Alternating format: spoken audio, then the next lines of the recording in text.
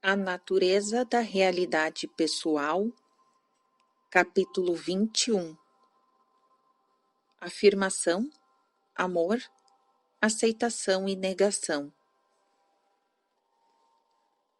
22h45. Jane, como Seth, fez uma pausa moderada. Acendeu um cigarro e tomou um pouco de cerveja. Olhos fechados, ela ficou se balançando com um pé no canto da mesa que estava entre nós. Ditado. Capítulo 21. Afirmação, amor, aceitação e negação. Esse é o título. Afirmação significa dizer sim a si próprio e à vida que você leva, aceitando sua própria unicidade. Esta afirmação significa que você declara sua individualidade. Afirmação significa que você abraça a vida que é sua e que flui através de você. Afirmação de si mesmo é uma de suas maiores forças. Você pode, às vezes muito adequadamente, negar certas porções de experiência, embora confirmando sua própria vitalidade. Não tente dizer sim a pessoas, questões ou eventos que perturbem profundamente. Afirmação não significa uma aceitação débil de qualquer coisa que lhe pareça pela frente, seja o que for que sinta sobre ela. Afirmação biológica significa saúde. Você vive sua vida compreendendo que forma sua própria experiência, reforçando sua habilidade para fazê-lo. 23h. Afirmação não significa ficar sentado e dizer, não posso fazer nada. Está tudo nas mãos do destino, portanto, seja o que ele quiser. A afirmação é baseada na compreensão de que nenhuma outra consciência é igual à sua, de que suas habilidades são singularmente suas e diferentes das de qualquer outra pessoa. É a aceitação de sua individualidade na carne. Basicamente, ela é uma necessidade espiritual, psíquica e biológica e representa seu apreço por sua integridade singular. Um átomo pode cuidar de si mesmo, mas os próprios átomos são de alguma forma como animais domésticos, unindo-se à família biológica do corpo. De certa forma, eles se tornam como gatos e cachorros amigáveis que estão sob seu domínio. Os animais pegam as características de seus donos.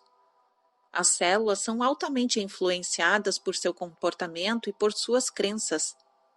Se afirmar a verdade de seu ser físico, ajudará as células e órgãos de seu corpo e, sem saber, estará tratando-os com bondade. Se não confiar em sua natureza física, também irradiará esse sentimento independentemente do que fizer por sua saúde. As células e os órgãos sabem que você não confia neles, assim como os animais. De certa forma, você estabelece anticorpos contra si mesmo, simplesmente porque não crê no equilíbrio de seu ser físico, como ele existe no espaço e no tempo. Pode fazer um intervalo ou terminar a sessão, como preferir. Vamos fazer um intervalo, então. 23h10 a 23h29. Você pode afirmar sua singularidade muito adequadamente, dizendo não às vezes. A individualidade lhe concede o direito de tomar decisões. Em seus termos, isto significa dizer sim ou não. Concordar sempre pode significar que você está negando sua própria individualidade. Eu odeio. Uma pessoa que diz eu odeio está pelo menos dizendo que ela tem um eu capaz de odiar. Aquele que diz não tenho o direito de odiar não está enfrentando sua própria individualidade. Uma pessoa que conhece o ódio também compreende a diferença entre esta emoção e o amor. As ambiguidades, os contrastes, as semelhanças, a afirmação do próprio eu da criatura permitem o livre fluxo de emoções. Muitos rejeitam a experiência de sentimentos que consideram negativos. Tentam afirmar o que pensam ser emoções positivas. Não se permitem as dimensões de sua condição de criatura e, fingindo não sentir o que sentem, negam a integridade de sua própria experiência. 23 e 37. As emoções seguem as crenças. Elas são estados de sensibilidade naturais e variáveis, cada um levando a outro em um nível de fluxo de energia e atividade, matizes coloridos, ricos e brilhantes que dão variedade à qualidade da consciência. Tais estados da personalidade também podem ser comparados apenas a cores brilhantes e escuras, os fortes padrões de energia que sempre representam movimento, vida e variedade. E é inútil rejeitá-los. Eles são um dos meios pelos quais a consciência sintonizada fisicamente conhece a si mesma. Não são destrutivos. Não se pode considerar uma emoção boa e a outra má. As emoções simplesmente são. Elas constituem elementos do poder da consciência cheios de energia. Quando não manipuladas, fundem-se à potente maré do ser. Você não pode afirmar uma emoção e negar outra sem estabelecer barreiras. Você tenta esconder no armário de sua mente o que considera sentimentos negativos. Como no passado prendiam parentes loucos. Tudo isto porque não confia nos aspectos de sua individualidade na carne. Afirmação significa aceitar sua alma como ela aparece em seu ser humano. Eu disse isso anteriormente no capítulo 7 e capítulo 9. Mas você não pode negar-se como criatura sem negar sua alma, e não pode negar sua alma sem negar-se como criatura. E este é o fim da sessão. 23 e 43. Muito obrigado. Seth continuou acrescentando meia página de material sobre algumas crenças de Jane que havíamos discutido naquela tarde. Não havíamos pensado em pedir-lhe que as comentasse. Terminamos às 23h56. Sessão 673, dia 27 de junho de 1973, 21h38, quarta-feira. Vagarosamente para iniciar, ditado. Por si só, o ódio não perdura. Em geral, ele se parece frequentemente com o amor, pois aquele que odeia sente-se atraído pelo objeto de seu ódio por laços profundos.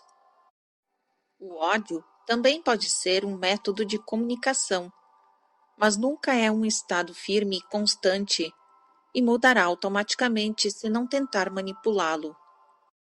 Se acreditar que o ódio é errado e maligno e perceber que está odiando alguém, poderá tentar inibir a emoção ou virá-la contra si próprio. ficando com raiva de você mesmo em lugar da outra pessoa. Por outro lado, pode tentar fingir que o sentimento não existe mais, e nesse caso reprimir essa energia maciça, não podendo usá-la para outros propósitos. Em seu estado natural, o ódio tem uma característica vigorosa, estimulante, que desencadeia mudanças e ação. Independentemente do que lhe disseram, o ódio não provoca grande violência. Como já dissemos neste livro, a violência é, em geral, resultado de uma sensação crescente de impotência. Ponto final. Ver seções 662 e 663 do capítulo 17. Muitas pessoas que inesperadamente cometem grandes crimes, assassinatos repentinos, até mesmo mortes em massa, têm uma história de docilidade e atitudes convencionais, tendo sido, na verdade, consideradas como modelos de conduta. Todos os elementos naturais agressivos foram negados em sua natureza e os indícios de ódio passageiro foram considerados malignos e errados. Consequentemente, esses indivíduos acham difícil expressar as negações mais normais ou ir contra o código de convenções e do respeito que haviam aprendido. Eles não conseguem comunicar-se com seus semelhantes para expressar um desacordo, nem mesmo, digamos, como o fazem os animais. 21h50. Psicologicamente, apenas uma explosão maciça pode libertá-los. Sentem-se tão impotentes, o que aumenta suas dificuldades, de modo que tentam libertar-se, mostrando grande poder em termos de violência. Alguns destes indivíduos, filhos modelos, por exemplo, que raramente respondiam aos seus pais, foram enviados subitamente para a guerra e receberam carta branca para liberar todos estes sentimentos em combate. Refiro-me especialmente às últimas duas guerras, a da Coreia, de 1950 a 1953, e a do Vietnã, de 1964 a 1973. Não a Segunda Guerra Mundial. Nessas guerras, as agressões podiam ser liberadas sem que eles deixassem de seguir os códigos. Os indivíduos deparavam-se, entretanto, com o horror de seus ódios e agressões contidos e violentamente liberados. Vendo os resultados sangrentos, ficavam ainda mais apavorados, mais aterrorizados pelo que viam, como esta terrível energia que às vezes parecia levá-los a matar. Ao retornarem, o código de comportamento voltou a ser aquele que se ajustava à vida civil. E tornaram-se, outra vez, tão exigentes com eles mesmos quanto lhes era possível. Muitos pareciam superconvencionais. O luxo de expressar emoções, mesmo em forma exagerada, foi-lhes de repente negado, e a sensação de impotência cresceu devido ao contraste. 21h59. Dê-nos um momento. Este não vai ser um capítulo dedicado à guerra. Entretanto, alguns pontos que eu desejo mencionar aqui. É a sensação de impotência que também faz com que as nações iniciem as guerras. Isso pouco tem a ver com a situação real no mundo, ou com o poder que outros possam lhes atribuir, mas com uma sensação geral de impotência, às vezes, não obstante sua dominação do mundo. De certa forma, até sinto que este não seja o lugar para discutir a Segunda Guerra Mundial, que ocorreu em 1939 a 1945, pois ela também resultou de uma sensação de impotência que explodiu em um enorme banho de sangue. O mesmo curso foi seguido em particular por indivíduos como os que já mencionamos. Dê-nos um momento. Sem entrar em detalhes, simplesmente desejo mencionar que, nos Estados Unidos, fizeram-se grandes esforços nacionais depois da Segunda Guerra Mundial para desviar as energias dos soldados para outras áreas quando voltarem para casa. Muitos que entraram naquela guerra sentindo-se impotentes receberam grandes benefícios quando terminou. Foram-lhes dados meios para terem o poder a seus próprios olhos, sendo também recebidos de volta como heróis. E embora muitos certamente estivessem desiludidos na estrutura geral do ânimo do país, os veteranos foram bem recebidos. 22:11. Estou agora falando de modo geral sobre a guerra da qual estamos tratando, pois é claro que houve exceções. Mas a maior parte dos homens nela envolvidos aprendeu algo com suas experiências. Eles voltaram-se contra a ideia da violência, e cada um à sua própria maneira reconheceu as ambiguidades psicológicas de seus próprios sentimentos durante os combates. Os políticos lhes asseguraram que aquela seria a última guerra.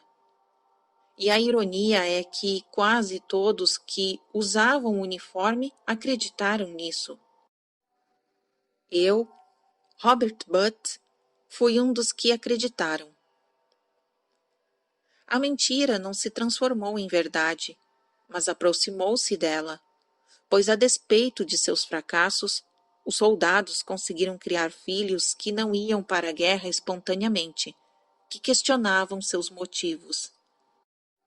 De uma forma estranha, isso tornou as coisas ainda mais difíceis para os que foram para as duas guerras seguintes menos extensas, pois o país não estava apoiando qualquer delas. A sensação de impotência por parte dos soldados era clara como antes, só que desta vez o banho de sangue foi mais local. O código, porém, estava debilitado. Esta liberação não foi aceita como havia sido antes, mesmo dentro das fileiras. Na última guerra, no Vietnã, o país estava tanto contra quanto a favor, e a sensação de impotência dos homens foi reforçada depois que a guerra terminou. Esta é a razão dos incidentes violentos provocados pelos soldados que voltaram. Observação.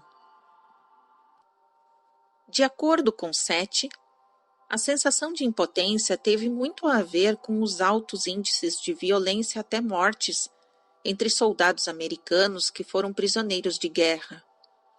Um estudo do governo sobre os que haviam sido presos no Extremo Oriente durante a Segunda Guerra Mundial e a Guerra da Coreia, por exemplo, revelou que 40% de todas as mortes que ocorreram no grupo entre 1945 a 1954 foram por assassinato, suicídio ou acidente. Continuando o ditado. Quanto à Guerra do Vietnã, mais de 500 prisioneiros americanos foram libertos pelo Vietnã do Norte depois de cessar fogo de janeiro de 1973. As autoridades temem que agora um grande número desses homens venha a acreditar que seu sofrimento foi em vão por causa das impopularidades da guerra nos Estados Unidos. Houve suicídios entre eles a partir de julho e muitos tiveram pelo menos reações temporárias de estresse desde que saíram da prisão. O ódio por si só não se transforma em violência. O ódio dá uma sensação de poder e origina comunicação e ação. Em seus termos, é o acúmulo da raiva natura, que é nefasto. Nos animais, digamos, levaria a um confronto ou a posturas de briga nas quais a linguagem do corpo e da criatura, seus movimentos e seu ritual serviriam para comunicar uma posição perigosa. Um dos animais simplesmente retrocederia. Eles poderiam rosnar ou rugir. 22:25. O poder seria eficazmente demonstrado, mas de modo simbólico. Esse tipo de briga entre animais ocorre raramente, pois os animais envolvidos precisariam ter ignorado ou abortado muitas brigas preliminares menores ou iniciais, cada uma com o propósito de deixar claras as posições e desviar a violência. Outro pequeno ponto aqui. O conselho de Cristo de dar a outra face, em Mateus 5, versículo 39, por exemplo, foi um método psicologicamente astucioso de desviar a violência, não de aceitá-la. Simbolicamente representa um animal mostrando a briga ao adversário. Jane, como Sete, deu tapinhas na barriga. O comentário foi feito simbolicamente. Em certos níveis, era o gesto de derrota que trazia o triunfo e a sobrevivência. Não era para ser o ato servil de um mártir que dizia: torne a bater-me, mas representava uma afirmação biologicamente pertinente, uma comunicação da linguagem do corpo. Dê-nos um momento. Lembraria habilmente aos atacantes as velhas posturas comunicativas dos mesmos animais. O amor também é um grande incentivador da ação e utiliza dínamos de energia. Pode fazer uma pausa. 22:35. O transe de Jane fora profundo, em uma noite muito úmida. Ela me disse que, enquanto fazia a transmissão sobre a Segunda Guerra Mundial para o livro, tivera plena consciência de outro canal tático de Sete. Aquele outro canal estivera exclusivamente ocupado com a Segunda Guerra Mundial, disse Jane com alguma surpresa, e continha informações surpreendentemente completas sobre as origens da guerra e seus aspectos individuais, raciais e relativos à reencarnação, como experienciados por povos de várias nações. Tenham essas nações-estado ou não diretamente envolvidas. As informações haviam tratado das consequências do uso intensificado da tecnologia pelas sociedades do mundo depois da guerra. Tudo isto estava vindo deste lado. Jane apontou para sua esquerda baixa. Ela passou talvez 10 minutos descrevendo alguma das categorias incluídas no material e disse várias vezes que desejaria que o tivéssemos gravado. Ao mesmo tempo, embora estes dados estivessem disponíveis, não desejávamos deixar o livro de lado para recebê-los. Sua percepção desse canal provável lembrou-me que ela vivenciara um fenômeno semelhante na seção 666, capítulo 18. Mas agora, como então quando lhe perguntei como podia perceber uma corrente subjetiva de informações de Sete, enquanto recebia o ditado do livro, ela não soube responder. Ver seção 616, capítulo 2, que trata de seu primeiro encontro com canais múltiplos. Reiniciamos às 23:01. Ditado. Amor e ódio, em sua experiência, baseiam-se ambos na auto-identificação, Você não se dá ao trabalho de amar ou odiar pessoas com as quais não se identifica. Elas praticamente não o afetam, não induzem uma emoção profunda. O ódio sempre envolve um sentimento doloroso de separação do amor, que pode ser idealizado. Uma pessoa contra quem, em determinado momento, você tem um forte sentimento, perturba-o porque não correspondeu às suas expectativas.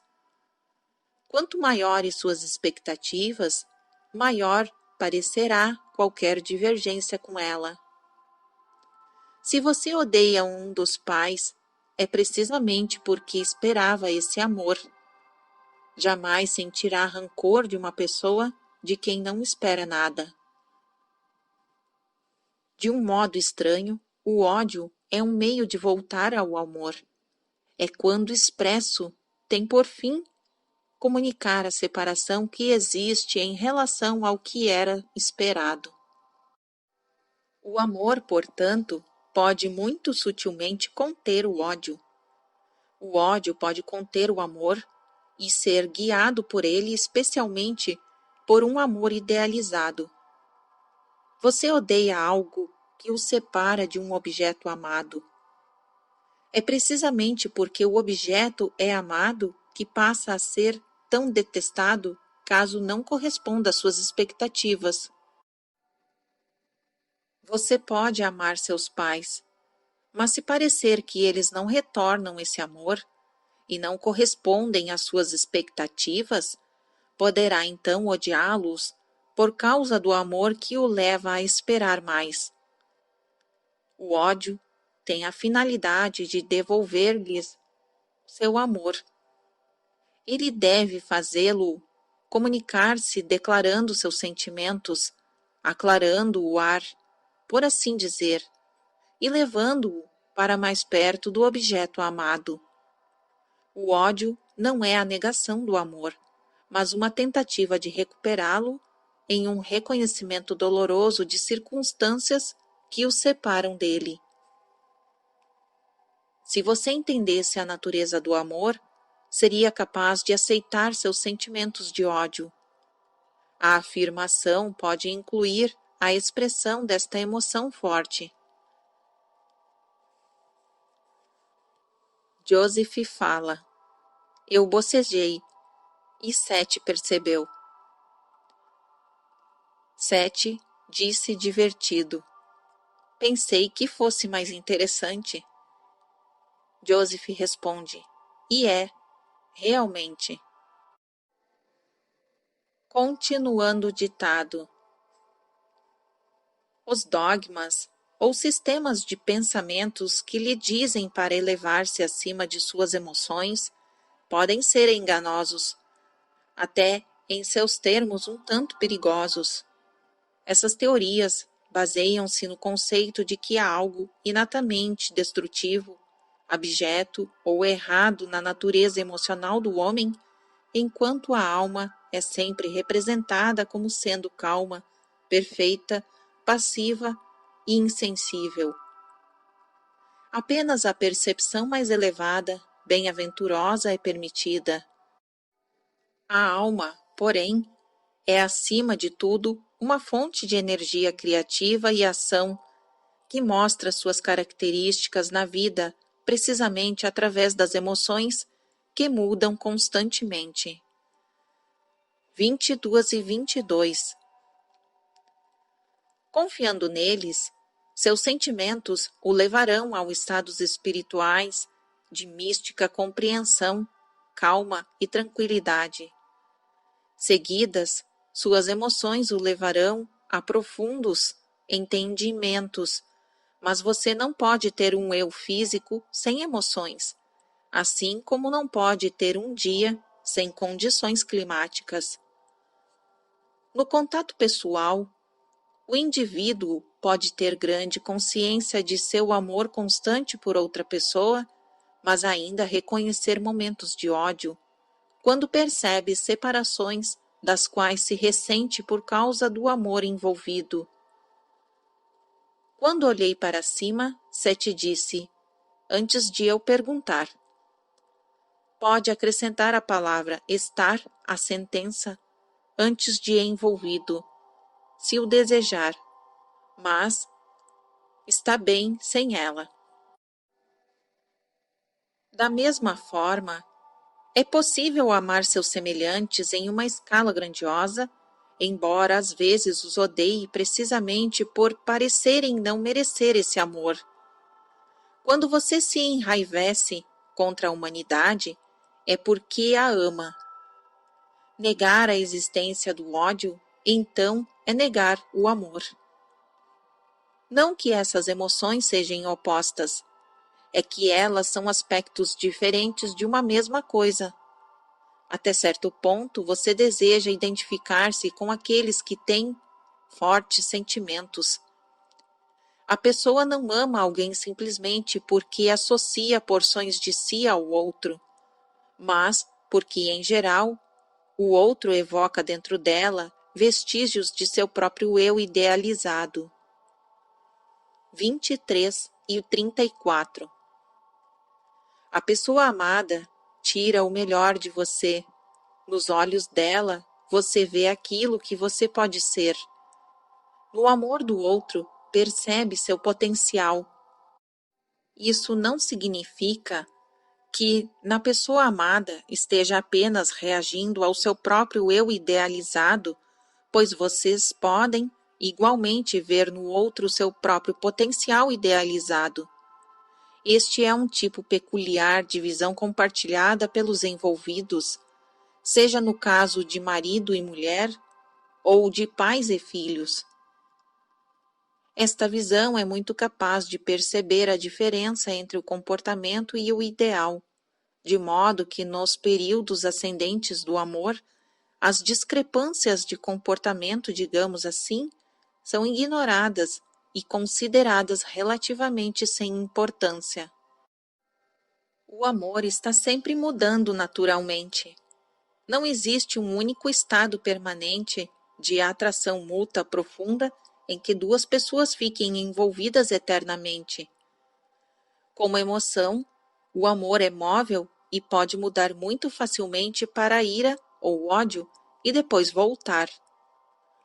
Contudo, na estrutura da experiência, o amor pode ser predominantemente, mesmo quando não é estático. E se o for, haverá sempre uma visão do ideal, assim como certo aborrecimento por causa das diferenças que ocorrem naturalmente entre a realidade e a visão. Há adultos que tremem quando um de seus filhos diz: "Eu odeio você". Muitas vezes as crianças aprendem rapidamente a não serem tão honestas. O que a criança está realmente dizendo é: "Eu te amo tanto, por que você é tão mau assim para mim?" Ou: "O que se interpõe entre nós e o amor que eu sinto por você?" O antagonismo da criança baseia-se em uma firme compreensão de seu amor. Os pais, ensinados a acreditar que o ódio é errado, não sabem como lidar com a situação. O castigo simplesmente aumenta o problema da criança. Se os pais demonstram medo, a criança aprende a ter medo desta ira e deste ódio que levam os pais a se encolherem. A criança é condicionada então a esquecer esta compreensão instintiva e ignorar as ligações entre o ódio e o amor. Pode fazer uma pausa. 23h49, à 00h06. Em geral, lhe é ensinado não apenas a reprimir as expressões verbais de ódio, mas também lhes dizem que os pensamentos inspirados pelo ódio são tão maus como as ações ditadas pelo ódio. Você fica condicionado a sentir-se culpado diante da simples ideia de odiar alguém. Tenta esconder estes pensamentos de si mesmo. Talvez consiga fazer isso tão bem que, em nível consciente, literalmente, não saiba o que está sentindo. As emoções estão presentes, mas lhe são invisíveis porque você tem medo de encará-las. Nesse sentido, divorcia-se de sua própria realidade e desliga-se de seus sentimentos de amor. Esses estados emocionais rejeitados podem ser projetados exteriormente sobre outras pessoas. Um inimigo na guerra, um vizinho, etc. Mesmo que perceba estar odiando o inimigo simbólico, terá também consciência de uma forte atração. Um laço de ódio os unirá, mas o laço foi originalmente baseado no amor. Neste caso, porém, você exacerba e exagera tudo o que difere do ideal, focalizando predominantemente estas diferenças. Em qualquer caso, tudo isto estará conscientemente disponível para você. É preciso apenas uma tentativa honesta e determinada de conscientizar-se de seus próprios sentimentos e crenças. Até suas fantasias odiosas o farão voltar-se para uma reconciliação e liberarão o amor. A fantasia de bater nos pais ou em uma criança até a morte, se levada ao seu termo, acabará em lágrimas de amor e compreensão. Vou terminar nossa sessão. Minhas cordiais saudações a ambos e boa noite. Boa noite, 7. Obrigado. 00:17. Notas. Nota acrescentada mais tarde. Depois de comparar as informações desta sessão com algum material de 7 de anos anteriores, Jane escreveu alguns comentários para serem inseridos aqui. Nessas passagens sobre ódio e outras partes deste livro, 7 entra mais profundamente na natureza de nossa vida emocional do que antes. Seus comentários anteriores sobre ódio, por exemplo, foram feitos quando ele precisava levar em consideração o nível de compreensão das pessoas que estavam participando da sessão.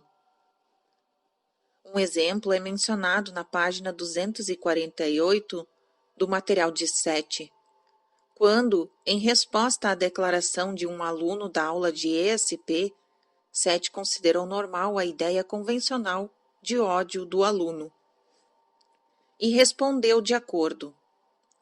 Não há justificativa para ódio. Quando você amaldiçoa outra pessoa, amaldiçoa a si mesmo. E a maldição retorna para você. A resposta deve ser considerada à luz da conversa anterior, quando o aluno estava tentando justificar a violência como meio de alcançar a paz.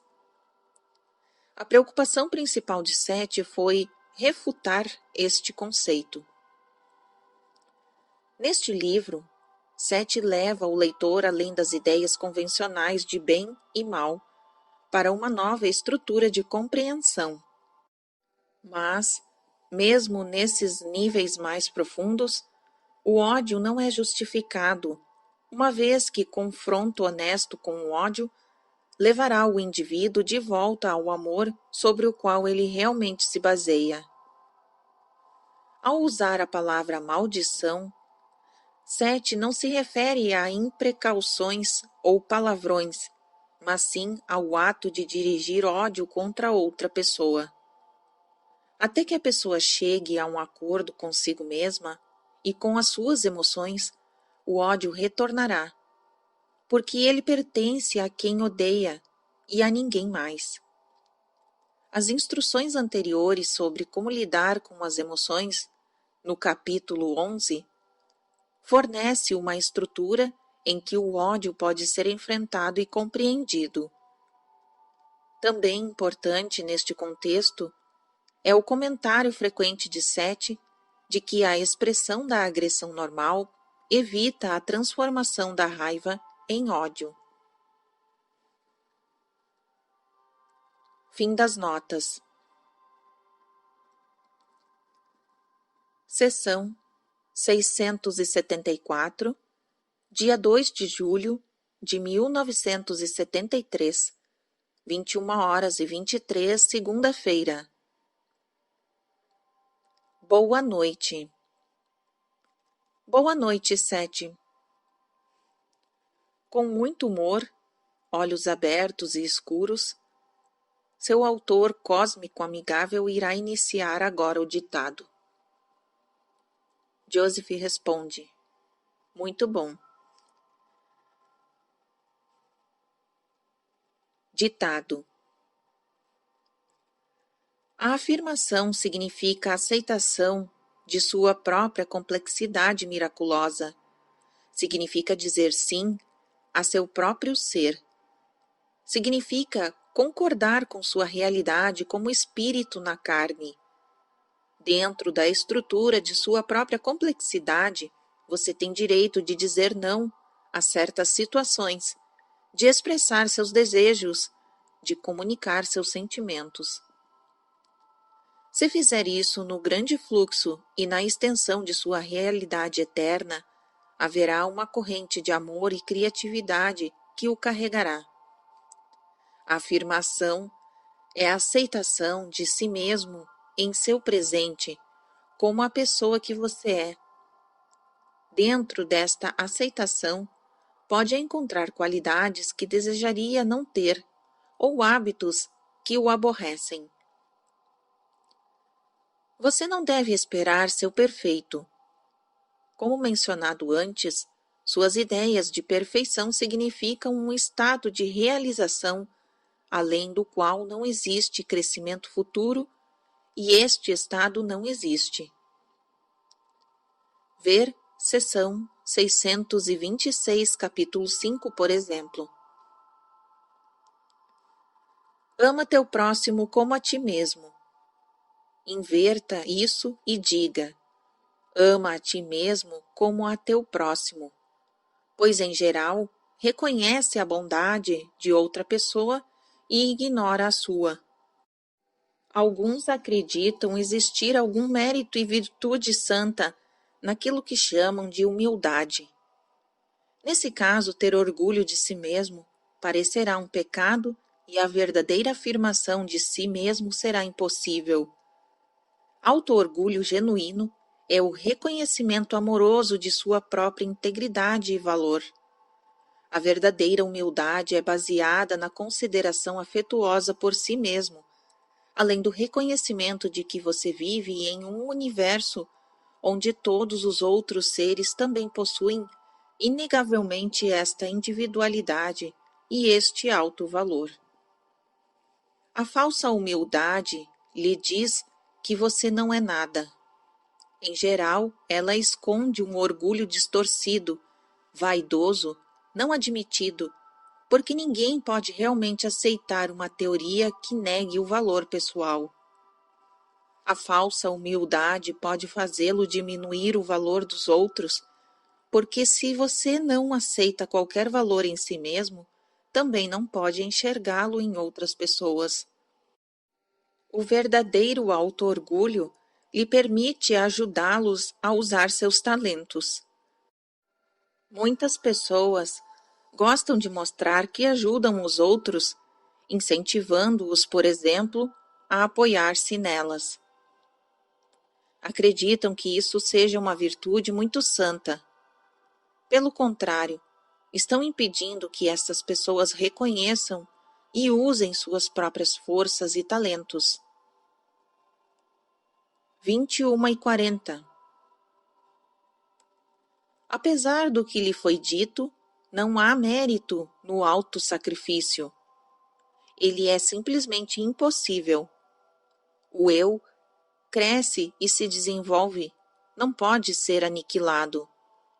Em geral, o autossacrifício significa tirar o fardo de suas próprias costas e jogá-lo sobre outra pessoa, passando para ela a responsabilidade. Uma mãe diz ao seu filho: sacrifiquei minha vida toda por você.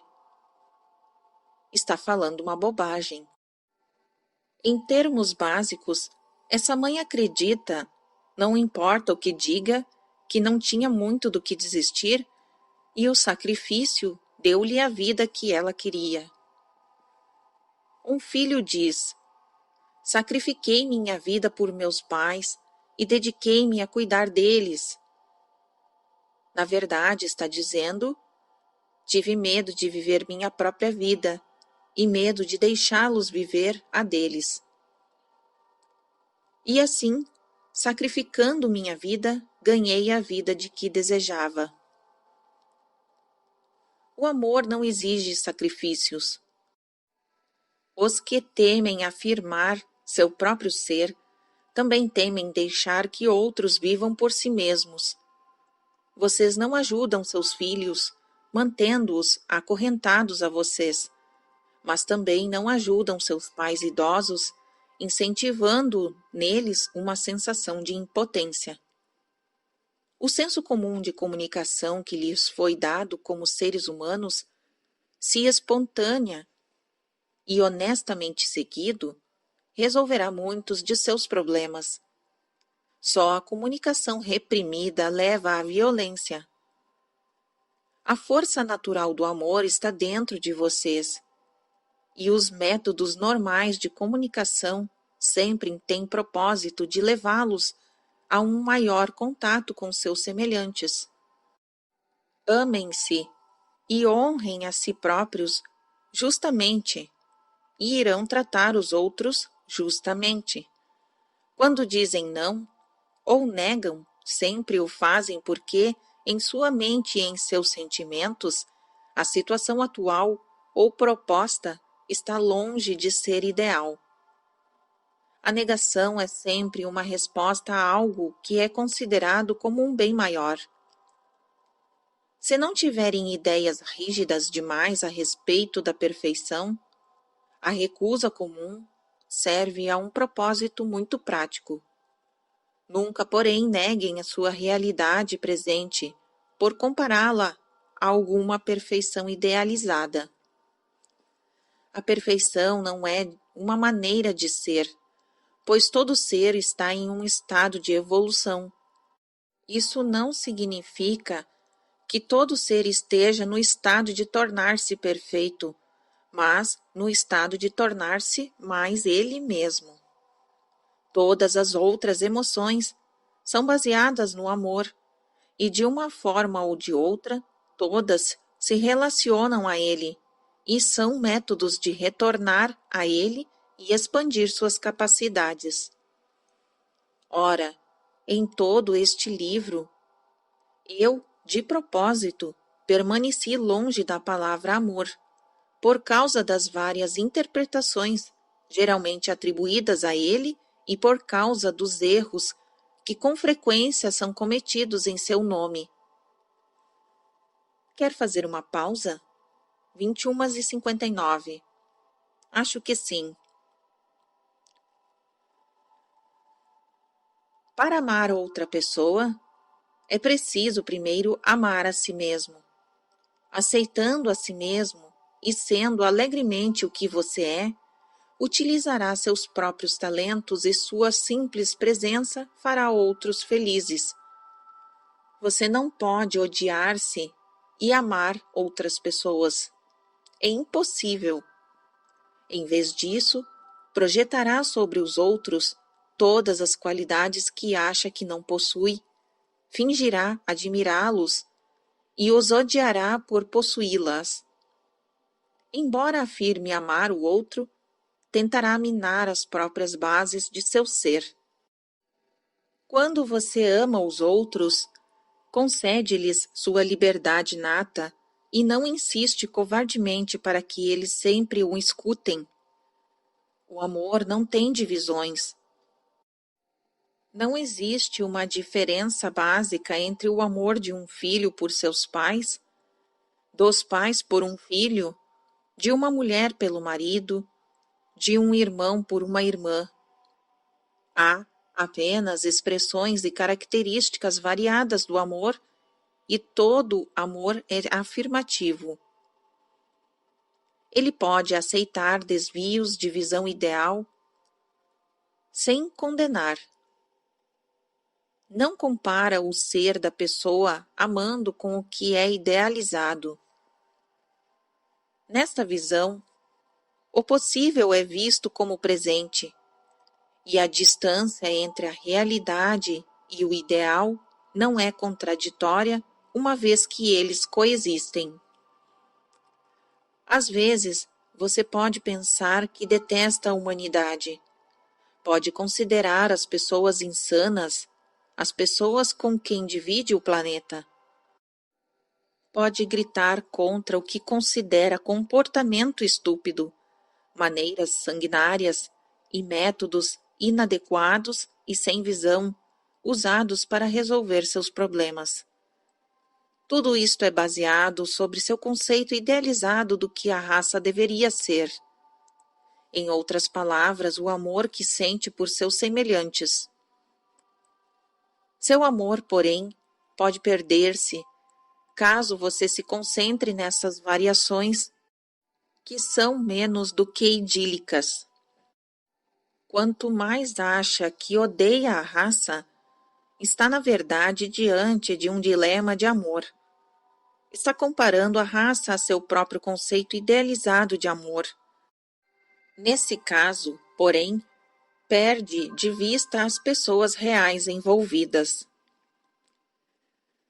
Você está colocando o amor em tal plano que se divorcia de seus sentimentos reais, não reconhecendo as emoções amorosas que são a base de seu descontentamento. Sua afeição deixa a desejar, porque você nega o impacto desta emoção por medo de que a pessoa amada, neste caso a raça como um todo, não corresponda. Você se concentra, portanto, no afastamento do ideal. Se em vez disso se permitisse liberar o amor, que na verdade está por trás de sua insatisfação, conseguiria ver as características amorosas da raça, que agora lhe escapam à observação. Pode fazer uma pausa. 22h24. A transmissão de 1 hora de Jane fora regular, vigorosa e imune à noite muito quente e tímida. Ela, porém, começou a sentir-se desconfortável assim que saiu do transe. Reiniciamos às 22h39. Não existe nada mais pomposo do que a falsa humildade. Muita gente que se considera buscadora da verdade e espiritual está cheia desta falsa humildade. Essas pessoas, em geral, usam termos religiosos para expressar-se. Dizem: eu não sou nada mais, o Espírito de Deus move-se através de mim, e se faço alguma coisa boa é por causa do Espírito de Deus e não de mim mesmo. Ou, não tenho qualquer talento próprio, somente o poder de Deus tem talentos. Nesses termos, você é o poder de Deus manifestado. Você não é impotente. Ao contrário, através de seu ser, o poder de Deus é fortalecido, pois você é uma porção do que Ele é. Vocês não são simplesmente um pedaço de barro inócuo e insignificante, por meio do qual Ele decide mostrar-se. Vocês são Ele manifestando-se como vocês. Vocês são tão legítimos quanto Ele. Se você é uma parte de Deus, então Ele também é uma parte de você. E ao negar seu próprio valor, acaba negando também o dele. Eu não gosto de usar o termo Ele, significando Deus, uma vez que tudo o que é a origem não apenas de todos os sexos, mas de todas as realidades, em algumas das quais o sexo, como vocês o consideram, não existe. A afirmação está no movimento espontâneo do corpo quando dança. Inúmeros devotos que se consideram muito religiosos não compreendem tanto a natureza do amor ou da afirmação como alguns frequentadores de bares que celebram a natureza de seus corpos e desfrutam a transcendência espontânea ao se abandonarem aos movimentos de seu ser. 22:48. A verdadeira religião não é repressiva, como também a vida não o é. Quando Cristo falou, ele o fez no contexto de seus tempos, usando o simbolismo e o vocabulário que fazia sentido para aquele povo em particular, em um período particular da história, em seus termos. Calcula-se que Jesus Cristo nasceu entre os anos 8 e 5 antes de Cristo e morreu em 29 ou 30 depois de Cristo. Ele começou com as crenças deles e, usando as referências deles, tentou levá-los a domínios mais livres do entendimento. Com cada tradução, a Bíblia foi mudando seu significado, sendo interpretada na linguagem dos tempos. Cristo falou em termos de espíritos bons e maus, porque eles representavam as crenças do povo. Ver seção 647 do capítulo 12 para material relacionado.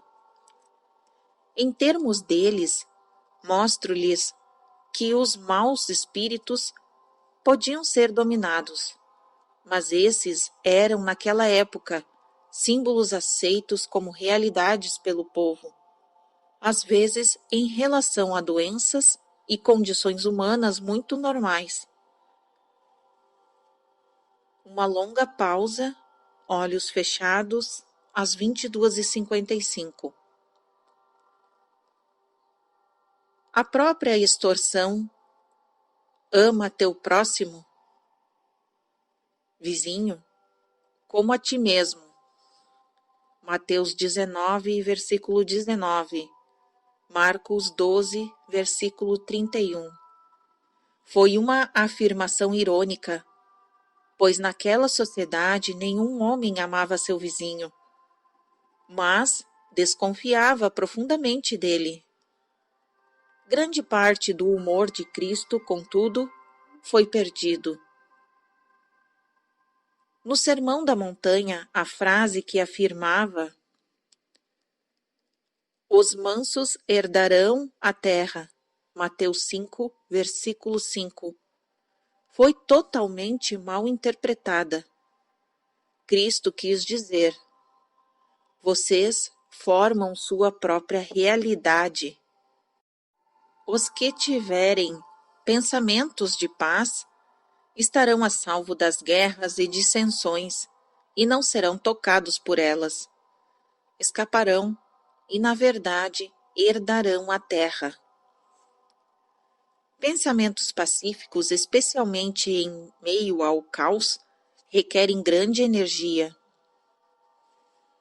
As pessoas que podem ignorar a evidência física das guerras e propositadamente pensar de modo pacífico, triunfarão, mas em sua terminologia, a palavra manso veio a significar fraco, inadequado, sem energia.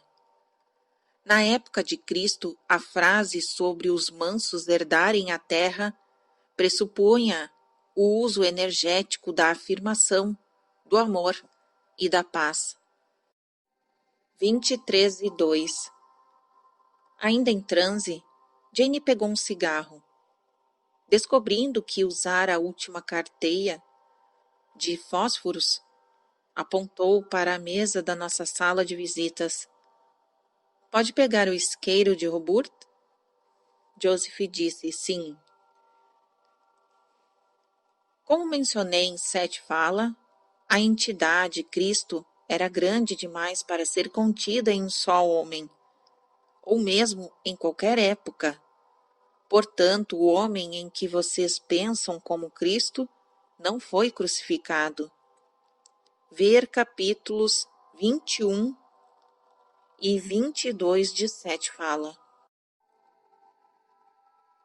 Nem a ideia de autossacrifício está então envolvida. O mito tornou-se mais real do que o evento físico, o que naturalmente acontece em muitos eventos históricos assim chamados importantes. Até o mito, porém, foi distorcido. Deus não sacrificou seu filho muito amado ao permitir que este se encarnasse. A entidade Cristo desejou nascer no espaço e no tempo como criatura, a fim de servir como líder e traduzir certas verdades em termos físicos. Cada um de vocês sobrevive à morte. O homem que foi crucificado sabia disso sem qualquer dúvida e nada sacrificou. Em 7 fala, você disse que Judas arrumou um substituto para ser crucificado no lugar de Cristo.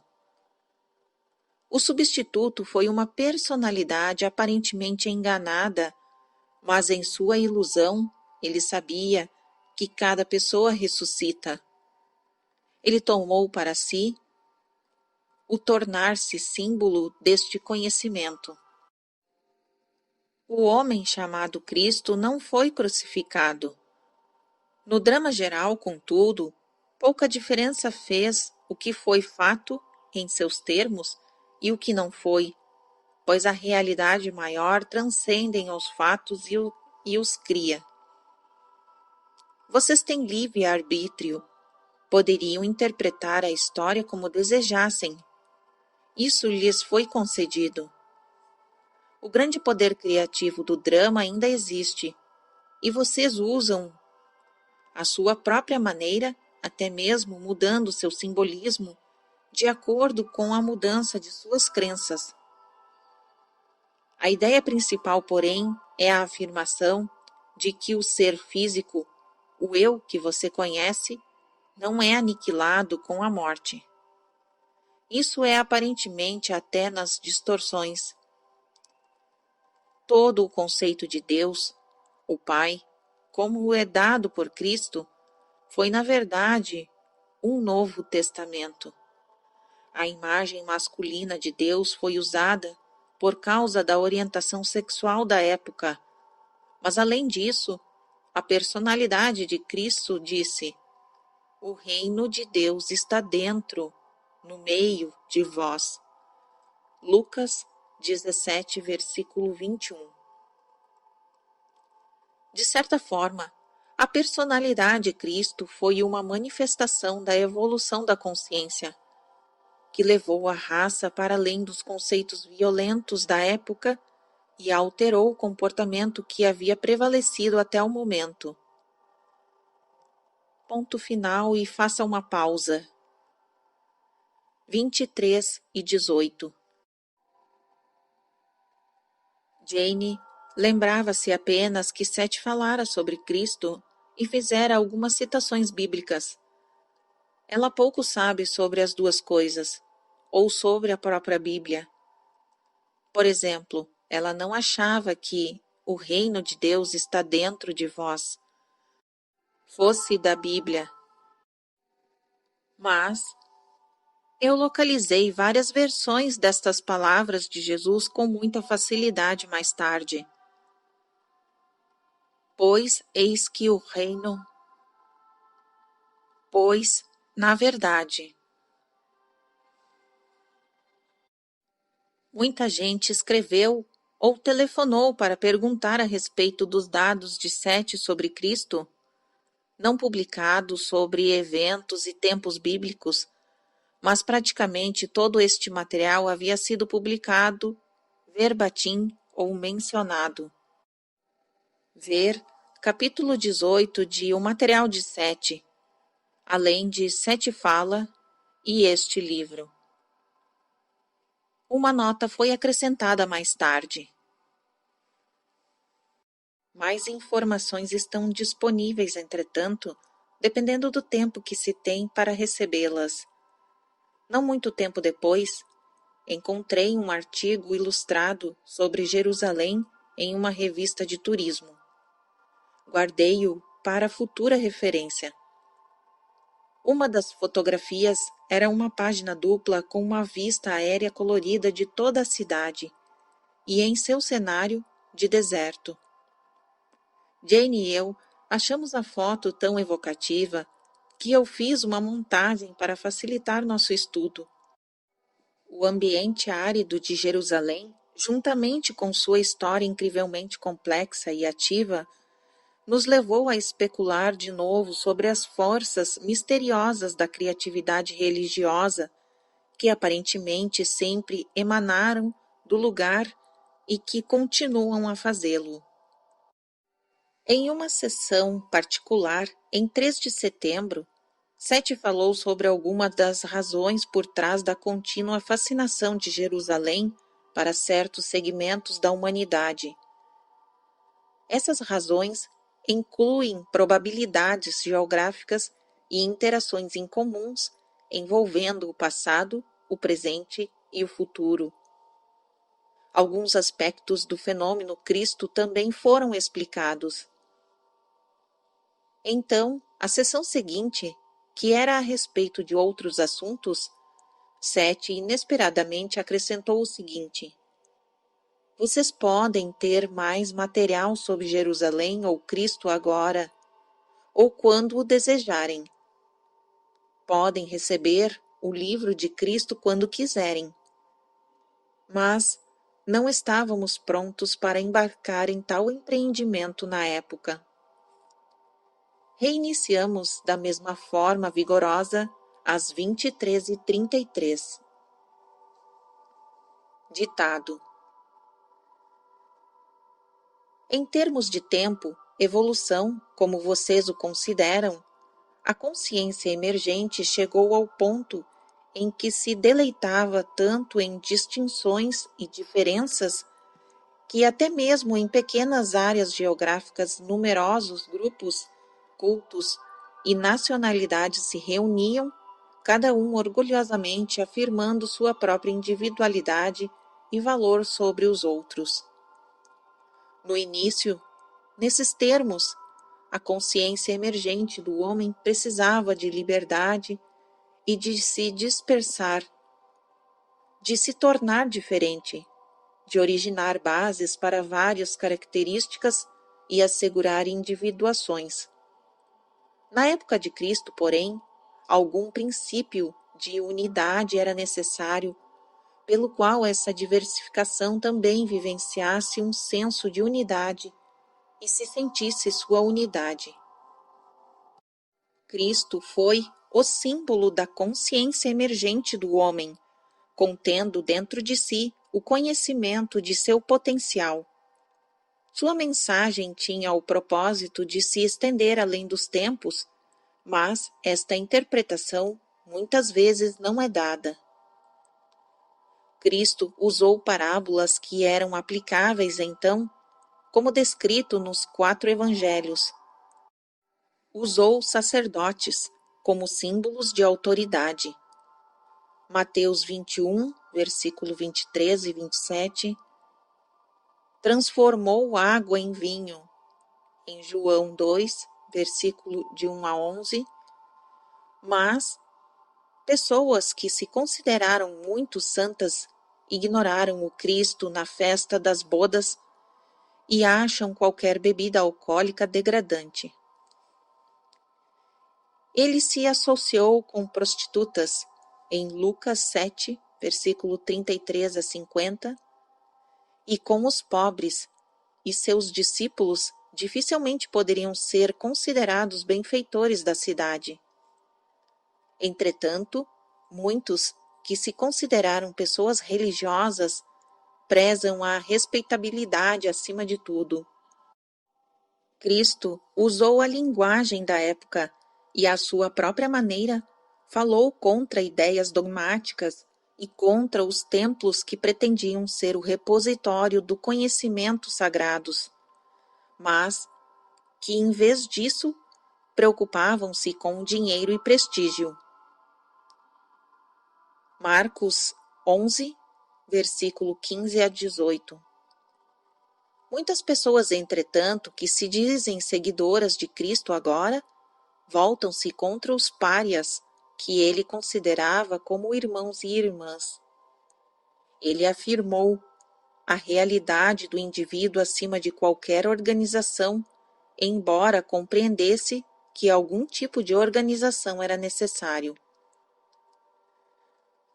Toda a sua mensagem foi que o mundo exterior é a manifestação do interior, que o reino de Deus foi feito carne. Na verdade, há evangelhos perdidos, escritos naquela época por homens em outros países, a respeito da vida desconhecida de Cristo e de episódios não relatados na Bíblia.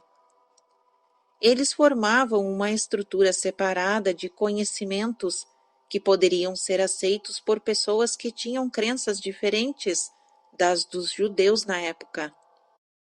As mensagens eram dadas em outros termos, mas também refletiam a afirmação do eu e a sua existência contínua após a morte física. O amor era sempre ressaltado. 23 e 52. Um dos evangelhos é falsificado, isto é, foi escrito depois dos outros e os eventos foram distorcidos para parecer que alguns deles aconteceram em um contexto totalmente diferente do verdadeiro. Independente disso, a mensagem de Cristo foi de afirmação. Jane, em transe, fez uma pausa e olhou para cima interrogativamente. Eu ia perguntar qual é o evangelho falsificado, porque tenho certeza de que vamos receber cartas a respeito disto. Não foi o de Marcos, nem o de João. Há razões particulares para eu não desejar ser específico agora. Está bem, eu disse, embora um pouco relutante. Na época, Cristo uniu a consciência do homem de várias formas que perduraram através da história.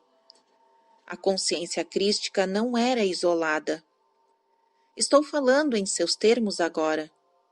A mesma consciência deu origem a todas as suas religiões, as várias estruturas pelas quais as pessoas de diferentes épocas puderam expressar-se e crescer. Em todos os casos, as religiões começaram com as crenças predominantes, passadas através das máximas ou provérbios da época, e depois se expandiram. Ora, isso representa o lado espiritual da evolução do homem. As estruturas das ideias da vida psíquica e mental foram muito mais importantes do que os aspectos físicos, enquanto a espécie crescia e mudava. Este é o fim da sessão. Minhas sinceras saudações a ambos e muito boa noite. Obrigado, Sete. Foi muito interessante. Boa noite. Terminamos à 00:02. Depois da sessão, Jane fez uma pequena experiência. Expliquei-lhe o pouco que sabia sobre os evangelhos e sugeri que ela tentasse determinar psiquicamente se o evangelho falsificado era o de Mateus ou Lucas. Em um momento, sem tentar muito, Jane disse que era o de Mateus. Ela não sabia por que saíra com esta resposta e não tentou descobrir mais. Nem disse ela. Sua afirmação era necessariamente uma resposta de ou através de Sete. Acredita-se de modo geral que o Evangelho de Marcos, que Sete afirmou ser genuíno, foi escrito primeiro. Todas as datas apresentadas são aproximadas. Muitos estudiosos bíblicos acham que os evangelhos foram compostos entre 60 a 100 depois de Cristo, depois da morte de Cristo, em 29 ou 30 depois de Cristo. Várias afirmações e evidências recentes tendem a colocar o Evangelho de Marcos, que Sete afirmou ser genuíno, como tendo sido escrito logo em 35 depois de Cristo, muito mais próximo naturalmente do tempo em que Cristo viveu. Seção 675, dia 4 de julho de 1973, 22h20, quarta-feira. À tarde, Jane e eu havíamos dado um passeio pelo campo viçoso e montanhoso dos arredores de Elmira, e o dia ensolarado estivera quase perfeito. Quando nos sentamos para a sessão, às 21h25, entretanto, nossa sala de visitas estava muito quente. Abrimos todas as janelas, ouvíamos o barulho muito evocativo dos fogos de artifício a 1 ou 2 quarteirões de distância. Enquanto esperávamos a sessão, Jane começou a entrar em um estado de consciência transcendente ou acentuado. Eu comecei a anotar as experiências dela, mas perdi algumas de suas descrições por causa da velocidade em que ela falava. Suas mãos adquiriram uma maciez interior, aveludada e exuberante. Então ela teve a sensação daqueles rostos gigantescos. Olhando para o nosso universo, e um tanto nostalgicamente, ela acrescentou rindo: ver as extensas notas da seção 653, capítulo 13, descrevendo seus vários estados de percepção alterada em 2 de abril passado. Em um desses intervalos, ela percebera gigantes postados à beira do nosso mundo. Agora, Jane, daquele ponto de vista maciço, esses observadores podiam ver tudo acontecendo ao mesmo tempo em nosso mundo, da Califórnia à Rússia, como astronautas olhando para nós. É melhor eu voltar para a sessão, mas estou à beira de alguma coisa, ela comentou satisfeita. Sentou-se ereta em sua cadeira de balanço, ouvindo, fazendo ligações. Estou captando aquele som emocionante em meu estômago ao ouvir os carros virando a esquina. E os sons dos fogos de artifícios são como ondulações no ar, saindo em todas as direções. Oh, o trânsito é fascinante. Faz coisas com a minha cabeça e os meus ouvidos lá dentro. E agora, quando servi minha cerveja, apenas por um segundo, tive aquela sensação de me haver agigantando. Quando eu me sintonizo com 7.2, torno-me maior. Minhas habilidades perceptivas se ampliam para captar a experiência. Neste momento, sinto que quando fecho os olhos, a Terra, todo o globo, está dentro da minha cabeça. Não se pode entender até fechar os olhos. Gostaria de poder colocar isto em palavras, mas é preciso que você compreenda que os eventos de fora do corpo são os mesmos que os de dentro do corpo. O comportamento de seus neurônios e suas atividades químicas é porque o fora e o dentro são tão lindamente sincronizados, tudo estará sempre harmonizado. Oh, naturalmente, exclamou ela. Se algo morre em sua cabeça, uma célula talvez, algo também morre no mundo exterior, um inseto ou uma pessoa. existe uma correlação instantânea que não posso explicar. O mesmo acontece em novos nascimentos. Os sons dos fogos de artifício são os mesmos sons feitos por eventos que acontecem dentro do corpo. É por isso que 7 está certo. Um evento exterior é um evento interior. Mas eu preciso voltar para a sessão. O capítulo 22 de 7 fala contém material adicional sobre 7.2 na seção 589. 7 nos diz em parte: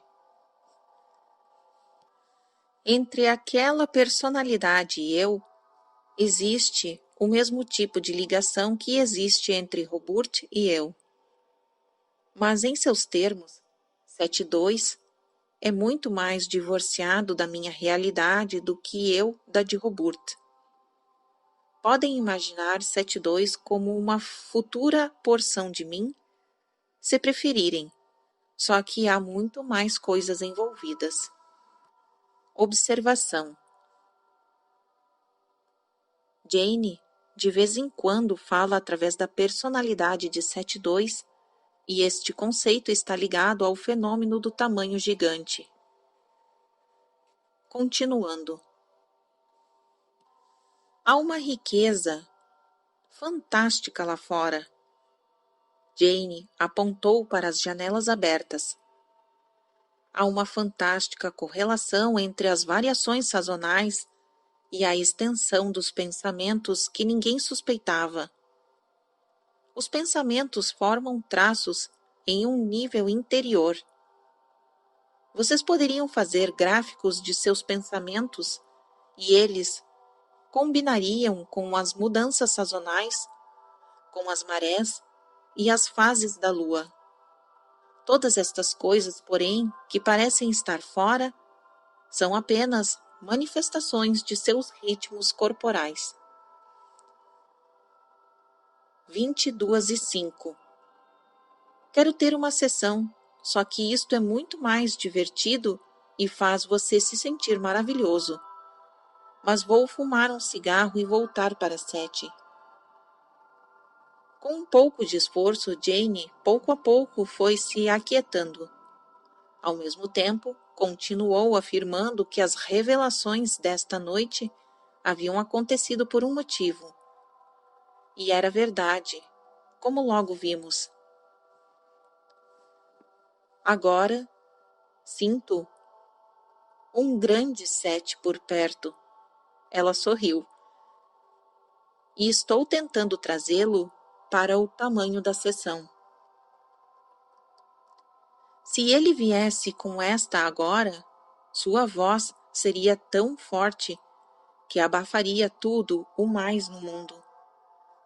Sei que isto é uma analogia naturalmente, e agora sinto que de um modo suficientemente forte para mencionar que minhas pernas estão crescendo e descendo pelo chão, e minha mão está crescendo em direção ao teto.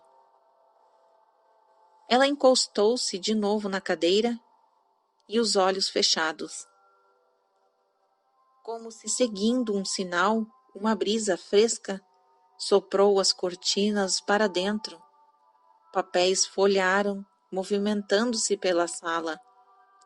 As pequenas explosões dos fogos de artifício tornaram-se de repente mais altas. A sala ficou mais fresca e agradável, e Jane finalmente trouxe 7 para um tamanho confortável. Ela tirou os óculos. Boa noite. Boa noite, 7. Ditado. Afirmação significa, portanto, a aceitação amorosa de sua individualidade única. Pode envolver negação quando você se recusa a aceitar as visões ou dogmas de outros a fim de perceber mais claramente suas próprias visões e formar seus próprios dogmas. Essas afirmações o levarão para suas próprias descobertas interiores e a atrairão das mais profundas porções de seu ser o tipo particular de informações, experiências ou percepções de que você precisa. A aceitação amorosa de si mesmo permitirá que você atravesse crenças como atravessaria as características variáveis de uma região campestre. Quanto mais uma crença o encoraja a usar suas habilidades e sua vitalidade, mais afirmativa ela é. A percepção de Roburt está fortemente alterada esta noite, e isto é um exemplo de certos tipos, tanto de afirmação como de negação. Ele sempre enfatizou seus próprios processos criativos e intuitivos. Fazendo isto, rejeitou muitos dos conceitos em que outros acreditam. Aceitou a crença de que qualquer consciência pode ter algum tipo de contato direto com experiências e realidades que talvez sejam até percebidas, mas que são ignoradas. Ele sabia que havia muitas maneiras diferentes de vivenciar até mesmo o mundo físico, e assim, rejeitos de todos os conceitos que lhes diziam o contrário. A própria crença permitiu-lhe usar estas habilidades e assim como os músculos se tornaram mais flexíveis com o uso, o mesmo acontece com os poderes psíquicos e intuitivos. Pausa às 22h32. Intermitentemente, a brisa ainda soprava na sala. As pernas correm e saltam sobre áreas do solo. Elas não podem por si mesmas interpretar a realidade abaixo delas. Os pés não têm consciência das formigas que esmagam. Não sentem a grama, a calçada ou a estrada, pois a vida perceptível individual e peculiar da própria grama ou da formiga escapa aos pés, que são envolvidos em sua própria realidade e estão preocupados com estas outras coisas apenas na relação delas com a sua condição de pés. A mente pode, entretanto, interpretar a experiência das pernas e dos pés e, usando imaginativamente os dados dos sentidos, perceber até certo ponto a realidade da formiga. Quando a mente explora outras realidades, suas atividades dificilmente podem ser apreendidas pelo cérebro, que normalmente não está concernido por estes fenômenos, a menos que deva encará-los. A mente de Roburt é muito mais consciente de outras realidades do que seu cérebro, mas ele acredita na realidade maior de si mesmo e de suas percepções. O cérebro também possui esta crença e assim se abre tanto quanto possível para as atividades da mente. Por causa disto, certas experiências intuitivas, psíquicas e intelectualmente englobantes podem, até certo ponto, ser sentidas fisicamente. O conhecimento é interpretado através de alterações nas sensações do corpo, que lhes dão uma importante validade corpórea. Nesses casos, importantes atividades mentais e psíquicas se refletem na experiência do corpo, propiciando uma unidade benéfica. Aqui, eu usei o termo englobantes em relação a trabalhos da mente e intuições que existem no que vocês poderiam chamar de âmbito acelerado de ação. O intelecto normal, orientado tão precisamente por crenças para a inevitabilidade de um tipo de percepção unifocal, é limitado. 22h45. Um certo tipo de afirmação do eu permite ao cérebro sintonizar-se com esses métodos mais globais de percepção que fazem parte das características naturais da mente. Há boas razões para este tipo de asserção precisar ocorrer primeiro. O cérebro e todo o sistema físico têm a finalidade de assegurar sua sobrevivência física e seguir suas crenças conscientes sobre a realidade. Há sempre uma ligação unificadora harmoniosa entre suas crenças e suas atividades. Algumas pessoas se sentem totalmente confiantes em certas áreas e temerosas em outras. Alguns aspectos da vida podem ser ignorados ou até refutados durante um tempo, enquanto outros são focalizados. O indivíduo, muito astuta e inteligentemente, continuará atuando nas áreas em que se sentir seguro em relação quando se encontra no processo de alteração de crenças. Você não usará a sua mente global até afirmar a realidade dela dentro de si mesmo e estar pronto para lidar com as informações adicionais que acabarão disponíveis de uma forma ou de outra.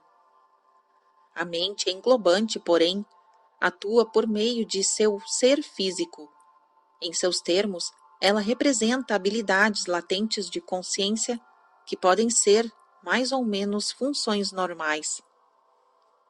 Há estruturas biológicas embutidas que são ativadas para o recebimento destas mensagens, e elas sempre fizeram parte de sua natureza física como espécie. Elas não serão precipitadas em base pessoal até que suas crenças lhe permitam perceber as camadas multidimensionais de sua própria experiência ou, pelo menos, aceitar as possibilidades. Como mostra a experiência de Robert esta noite, até as informações normais dos sentidos alcançam então um tipo de multidimensionalidade, uma riqueza quase impossível de descrever. Isso favorece automaticamente um processo biológico e aprendizado, no qual os sentidos podem ser usados de um modo mais livre e profundo. Embora essas ocorrências não sejam constantes, são suficientemente frequentes para mudar a experiência usual. Essa riqueza se sobrepõe. 23 horas. Você não precisa necessariamente saber qualquer coisa sobre assuntos chamados de psíquicos ou paranormais. Muitas pessoas usam esta consciência global e suas percepções, achando isto muito natural e sem perceber quão diferentes suas percepções são das dos outros. Robert ficou pensando sobre esta próxima matéria, que está relacionada. Fisiologicamente, vocês carregam dentro de si remanescentes de sua evolução em seus termos, vestígios físicos de órgãos e outros atributos há muito esquecidos. Você está me seguindo? Estou, disse Joseph. Ao mesmo tempo, também, carregam dentro de si estruturas que ainda não são plenamente usadas. Estes organismos apontam, em seus termos agora, para uma futura evolução. O uso dessa mente englobante envolve esses organismos. Pessoas de todas as idades experienciam este outro tipo de percepção, embora nunca em sua forma mais plena. Pausa longa, às 23h05, e olhos fechados. A experiência de ampliação da consciência dissolve quaisquer conflitos aparentes que possam ocorrer entre o intelecto e as intuições de outros níveis.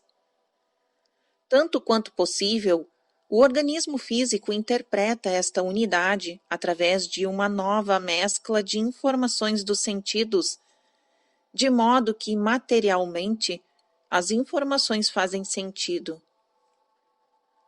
Uma pessoa pode sintonizar-se com a mente, com a consciência global, 2 ou 3 na vida sem percebê-los, tendo experiências que achará difícil de interpretar mais tarde.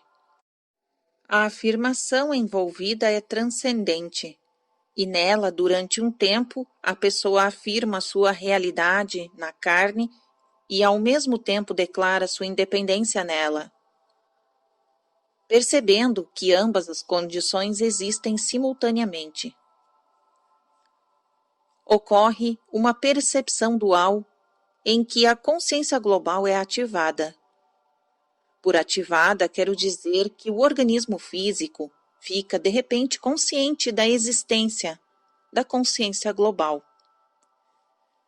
Pode fazer um intervalo agora. 23:14. A transmissão de Jane fora regular a maior parte do tempo. Jane disse: tive muita dificuldade para entrar na sessão, porque aqueles sons estavam me perturbando. Mas estou contente por ter entrado. Seu estado alterado de consciência continuou. Até agora, minha voz me soa maravilhosa e minhas mãos parecem líquidas, quase como água. O vento aquietara-se. Já não ouvíamos os fogos de artifício, só os sons dos carros que passavam. Fiz um sanduíche de pasta de amendoim para Jane, com pão integral.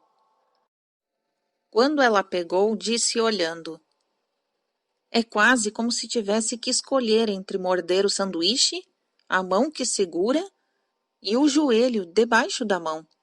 Não por estar desorientada, mas porque tudo é uma coisa só.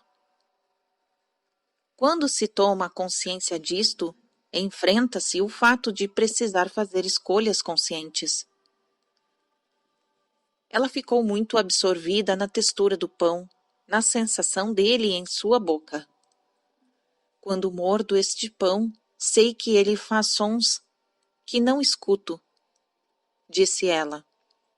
Então substituo-os pelos barulhos do carro que acaba de virar a esquina.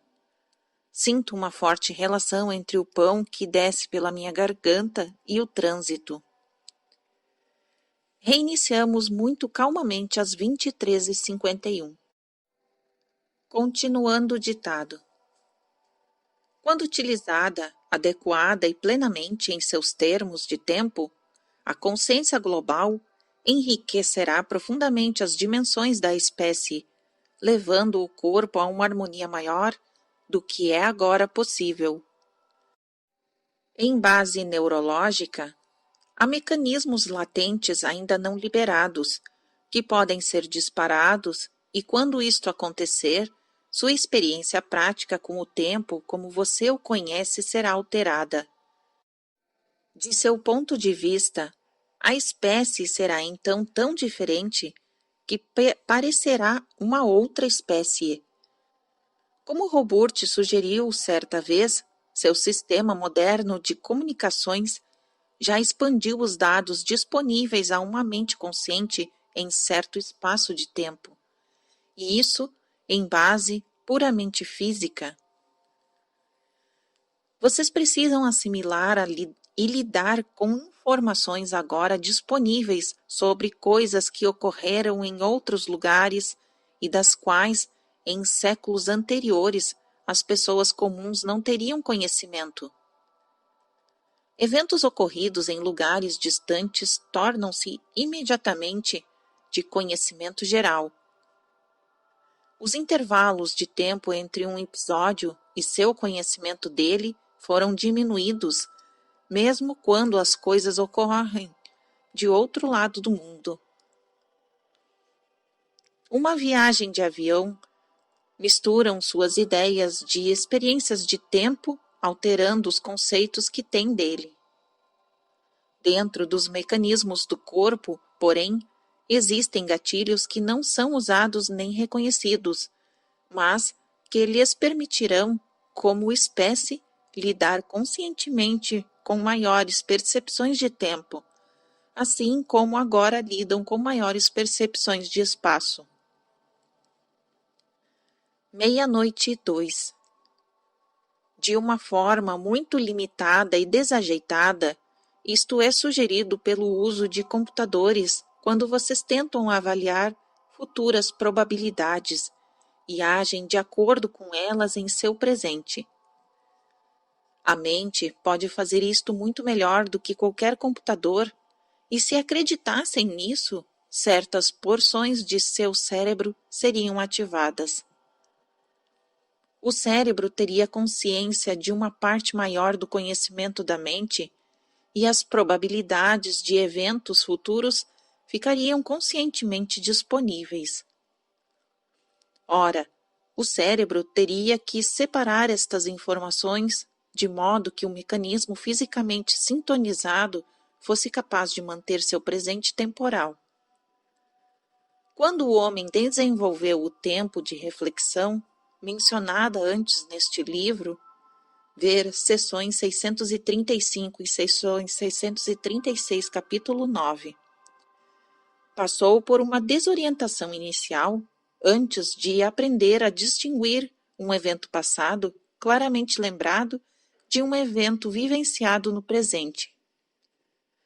A fim de ter um comportamento prático, a consciência em crescimento precisou fazer estas distinções. Para utilizar prováveis eventos futuros, o cérebro físico seria forçado a ampliar sua função enquanto mantinha a pessoa em relação clara com o momento presente de poder e, assim, preservar sua eficiência física. A afirmação sempre envolve o reconhecimento de seu poder no presente. Em termos mais amplos, a negação é a rendição desse poder. A afirmação é, portanto, a concordância com a sua habilidade como um espírito dentro da carne, para formar a realidade física de sua condição humana. Ora, você pode alterar seu presente, alterando seu passado, ou pode mudar o seu presente a partir do futuro. Ver seções 653 e 54, capítulo 14. Mesmo estas manipulações, entretanto, precisam ocorrer em sua experiência prática presente. Muita gente, em um outro momento, muda seu comportamento presente em resposta a um conselho de um provável eu futuro, sem mesmo saber que está fazendo isto. Suponhamos que você, como jovem, tenha uma meta específica em mente, pela qual esteja trabalhando. Sua intenção, suas imagens, desejos e determinação formam uma força psíquica que é projetada para frente, por assim dizer. De seu presente, você envia a imagem de si mesmo para o que pensa ser o futuro. Digamos que, a um certo ponto, você tenha uma decisão a tomar e não saiba para onde se voltar. Perceba que está correndo perigo de desviar-se de seu propósito, mas por outras razões sente-se inclinado a fazê-lo. Em um sonho ou devaneio, você pode de repente ouvir mentalmente uma voz que lhe diz, em termos indubitáveis, para perseguir sua intenção inicial. Ou de alguma outra forma pode receber a mesma informação por meio de um impulso, ou de uma visão, ou simplesmente sabendo de repente o que fazer. Isso acontece em seu presente. 00:21. Em outros termos, o eu que você projetou no futuro está lhe enviando um incentivo a partir de uma provável realidade que você ainda pode criar. Esse eu focalizado, porém, atua a partir de seu presente, E algum dia, em seu próprio futuro, você poderá encontrar-se pensando nostalgicamente em um momento de seu passado, quando estava indeciso e irresoluto, mas agiu corretamente. Você poderá pensar: estou contente de ter feito isto, ou, sabendo o que sei agora, como tive sorte de tomar aquela decisão. E nesse momento, você é o eu futuro que uma vez falou encorajando a pessoa do passado. O futuro provável alcançou o presente prático. Novo parágrafo. A afirmação antecipada de si mesmo, projetada no futuro, tornou o fato possível. Da mesma forma, a aceitação de si mesmo e de sua própria integridade pode, em qualquer momento de seu presente, alterar seu passado e seu futuro. Fim do capítulo 21.